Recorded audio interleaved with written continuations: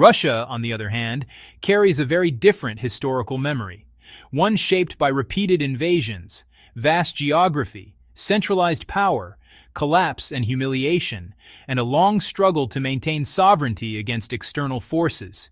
And this history produces a heightened sensitivity to borders, influence, and respect, where expansion and control are often interpreted not as aggression, but as protection.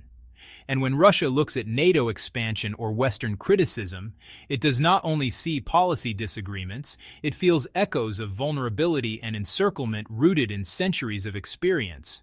And those feelings drive decisions just as much as strategic calculations. China's story is different again, shaped by thousands of years of civilizational continuity, periods of internal harmony, devastating foreign intervention, colonial humiliation, and a modern resurgence driven by discipline, long-term planning, and collective identity.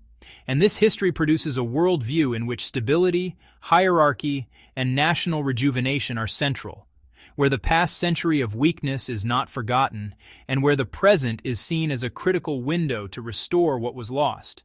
And so China's actions on the global stage are often guided by a deep desire to avoid chaos, regain dignity, and ensure that history does not repeat itself in the form of subjugation. India, too, carries layers of historical influence, from ancient spiritual traditions to colonial exploitation, partition trauma, and post-independence identity formation.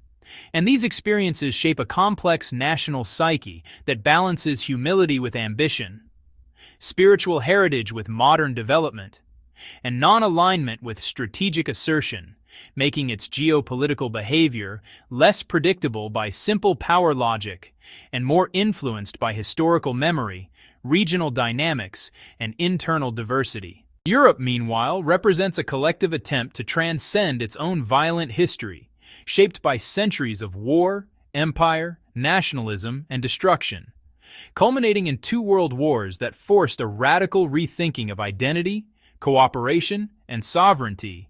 And the European project itself can be seen as a psychological response to trauma, an effort to prevent repetition through integration, law, and shared norms, even as older instincts around borders, identity, and security resurface under pressure. From a psychological perspective, all of these actors are responding not only to present conditions, but to internalized narratives about who they are, what they fear, and what they believe is necessary for survival.